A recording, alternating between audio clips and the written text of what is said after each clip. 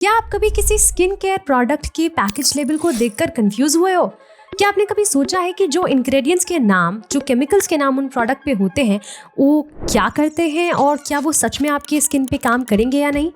अगर आपने भी कभी ऐसा सोचा है या आप सोचते हो तो आप अकेले नहीं हो। और इसी प्रॉब्लम को सॉल्व करने आई एक इंडियन ब्रांड मिनिमलिस्ट। ये ब्रांड अपनी ट्रांसपेरेंसी और अपनी साइंटिफिक प्रूवन फॉर्मूलाज के साथ पूरे स्किन केयर इंडस्ट्री को एक्वायर करने की ताकत रखता है। और आज इस वीडियो में हम इसी ब्रांड के सक्सेस सीक्रेट को डिकोड करने वाले हैं, जिसमें आपको मिलेगा उनके मार्केटिंग स्ट्रेटजी ब्रेकडाउन, उनकी नो सेलिब्रिटी अप्रोच फॉर्मूला और सबसे बड़ा क्वेश्चन, क्या ये ब्रांड सच में काम करती है या फिर सिर्फ एक हाइप है। इसीलिए वीडियो को एंड तक देखना, क्योंकि एंड में मैं आपको एक बोनस टिप दूंगी जो आपको कहीं और नहीं मिलेगा। तो बात है 2020 की, जब दुनिया लॉकडाउन में था और स्किन केयर इंडस्ट्री में एक बड़ा ट्रांसफॉर्मेशन हो रहा था। वहाँ दो भाई मोहित यादव और राहुल यादव ने एक बड़ा सवाल किया कि अगर हम एक ऐसी स्किन केयर ब्रांड लाए जो सच में काम करे और जो पूरा सच बताए तो कैसा रहेगा। दोस्तों, यही थॉट बन गई मिनिमलिस्ट का पूरा फाउंडेशन। ये ब्रांड एक ऐसी मार्केट में लॉन्च हुआ था जहां सिर्फ दो तरीके के प्रोडक्ट्स चलते थे, एक हर्बल या फिर Ayurvedic products,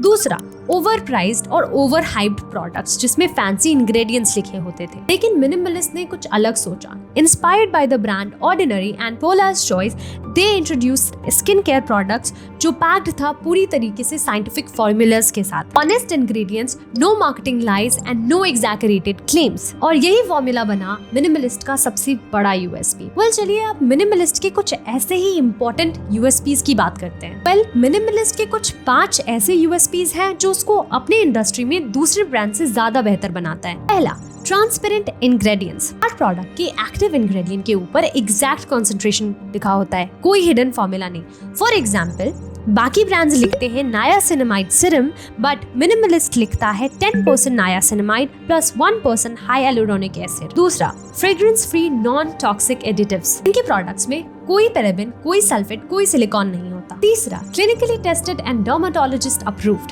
unlike other brand, celebrity पे फोकस करने से ज्यादा इन्हें डर्मैट्स के अप्रूवल की ज्यादा चिंता होती है, सो इनके प्रोडक्ट्स डर्मैट अप्रूव्ड होते हैं। चौथा, D2C बिजनेस मॉडल। ये किसी मिडिलमैन को फोकस किए बगैर सीधे डायरेक्ट कस्टमर्स को कनेक्ट करते हैं। पांचवा, अफोर्डेबल येट प्रीमियम।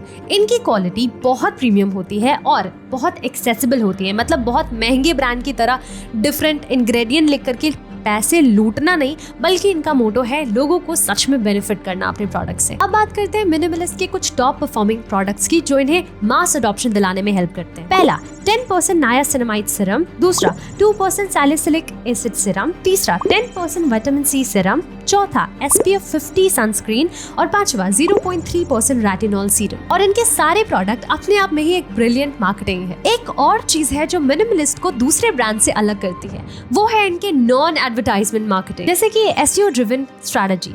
मतलब ये उन लोगों को टारगेट करते हैं जिन लोगों को सीरियस स्किन केयर प्रॉब्लम्स होती हैं, क्योंकि जब हमें कोई सीरियस स्किन केयर इशू होती है तो हम सीधे गूगल पे टाइप करते हैं अपने प्रॉब्लम्स को।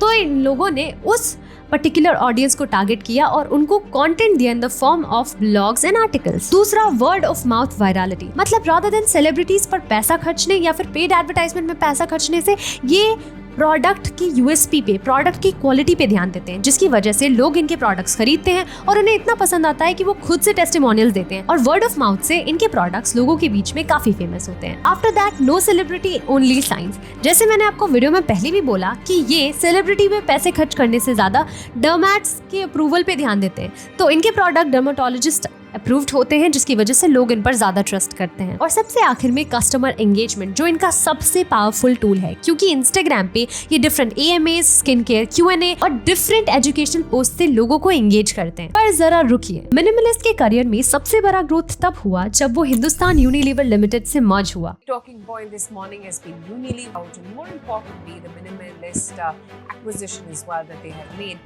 मतलब इसके बाद मिनिमलिस्ट में क्या चेंजेस हुए? पहला, 2,955 करोड़, दैट मींस $342.3 मिलियन का इन्वेस्टमेंट मिला। दूसरा, ऑफलाइन रिटेल एक्सपेंशन। अब मिनिमलिस्ट सिर्फ ऑनलाइन नहीं बल्कि स्टोर्स पे भी मिलने वाला है। तीसरा, R&D बूस्ट। अब मिनिमलिस्ट में और भी एडवांस स्किन केयर इनोवेशंस आने वाले हैं with the help of HUL expertise. चौथा, ग्लोबल एक्सपांशन। HUL की एक्सपर्टीज से मिनिमलिस्ट इंटरनेशनल मार्केट में भी अग्रेसिव ग्रोथ करने वाला है। तो हो गया ना मिनिमलिस्ट का गजब करियर ग्रोथ। अब बात करते हैं मिनिमलिस्ट के year by year success milestone की। 2020 में मिनिमलिस्ट लॉन्च हुआ। 6 मंथ्स के अंदर नायका और अमेजोन पे टॉप रेटेड ब्रांड बना। 2021 में इंडियन स्किन केयर मार्केट में एक लीडिंग नाम बना। 2022 में इंटरनेशनल एक्सपांशन स्टार्ट हुई और 2023 से आज तक में उसके प्रोडक्ट लाइन कितनी ज्यादा एक्सपांड हुई है वो मुझे शायद आपको बताने की जरूरत नहीं है। पर जरा रुकिए, हर कंपनी की करियर लाइफ में कोई ना कोई चैलेंजेस आती ही है और एग्जैक्टली मिनिमलिस्ट के साथ भी ऐसा हुआ था। दूसरे ब्रांड्स की तरह मिनिमलिस्ट को भी कई सारे मार्केट स्केप्टिसिज्म का सामना करना पड़ा। जैसे कि तो याद कीजिए कि मैंने वीडियो में एक जगह बताया था कि ये जो ब्रांड मिनिमलिस्ट है ना, ये इंस्पायर्ड है फ्रॉम द ब्रांड ऑर्डिनरी और इस पे यही ब्लेम लगाया गया कि ये ऑर्डिनरी ब्रांड की कॉपी है। इसके अलावा मार्केट में ट्रस्ट जीतना काफी मुश्किल था क्योंकि मिनिमलिस्ट की जगह पे जब मिनिमलिस्ट आया भी नहीं था उससे पहले कई सारे ऐसे ब्रांड्स थे जिन्होंने लोगों का ट्रस्ट जीता हुआ था। तो ऐसे ब्रांड में अपने लिए जगह बनाना मिनिमलिस्ट के लिए बहुत चैलेंजिंग था। और फिर प्राइसिंग और अवेलेबिलिटी की इशू, हाई डिमांड की वजह से इनके स्टॉक्स अक्सर खत्म हो जाते थे। बट प्रॉब्लम यहाँ ये है कि जब ऑडियंस आप पर बहुत रिलाई करती है और आपके प्रोडक्ट्स को खरीदती है और अगर आपका प्रोडक्ट टाइम पर अवेलेबल नहीं होता तब आपकी ऑडियंस का जो चॉइस है वो दूसरी तरफ मुड़ जाता है। तो इस टाइम पर अपनी ऑडियंस को अपने साथ बनाए रखना काफी मुश्किल होता है। लेकिन यहाँ भी मिनिमलिस्ट के ऐसे 3 पिलर्स थे जिन्होंने सारे चैलेंजेस को सक्सेसफुली कन्क्वर करने में मिनिमलिस्ट की काफी हेल्प की। पहला, कस्टमर एजुकेशन।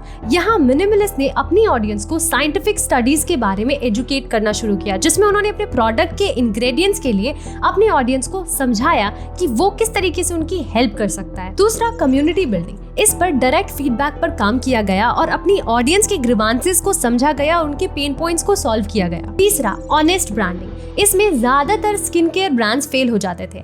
इनमें मिनिमलिस्ट ने बिना ओवर हाइप किए और बिना एग्जैगरेट किए अपने प्रोडक्ट को अपनी ऑडियंस तक ट्रांसपेरेंटली पहुंचाया। चलिए अब बात कर लेते हैं कि मिनिमलिस्ट के प्रोडक्ट को यूनिक कौन कौन सी चीजें बनाती हैं। उसे यूनिक बनाती है उसकी रेडिकल ट्रांसपेरेंसी, उसके साइंस बैक्ड अप्रोच, उसके नो फेक प्रॉमिसेस, उसकी प्रीमियम येट अफोर्डेबल प्रोडक्ट्स और उनके minimal and eco friendly packaging. तो मिनिमलिस्ट का सक्सेस फॉर्मूला सिर्फ सक्सेसफुल ब्रांड बनना नहीं था बल्कि एक ट्रस्ट वर्दी मूवमेंट क्रिएट करना था। ये ब्रांड प्रूफ था कि अगर आप साइंस, ट्रांसपेरेंसी और कस्टमर के नीड पर फोकस करें तो किसी भी टारगेट मार्केट को पेनिट्रेट करना मुश्किल नहीं होगा। और अगर आप भी एक ब्रांड स्टार्ट करना चाहते हो तो ये केस स्टडी आपको एक ब्लूप्रिंट देगा ऑथेंटिक, स्ट्रैटेजिक और स्मार्ट एग्जीक्यूशन के लिए। तो हे गाइस, इस वीडियो को एंड तक देखने के लिए आपका बहुत बहुत शुक्रिया। आई होप वीडियो आपको काफी अच्छी लगी। अगर वीडियो अच्छी लगी तो वीडियो को लाइक जरूर करना और चैनल को सब्सक्राइब कर लेना क्योंकि मैं ऐसे ही मार्केटिंग स्ट्रैटेजीज लेके आती रहती हूँ और आपको मार्केटिंग ज्ञान सिखाती रहती हूँ। अपार्ट फ्रॉम दैट, अगर आपको बिजनेस मार्केटिंग में किसी तरीके की प्रॉब्लम है, आपको अपने बिजनेस की सोशल मीडिया मार्केटिंग में किसी तरीके की प्रॉब्लम है,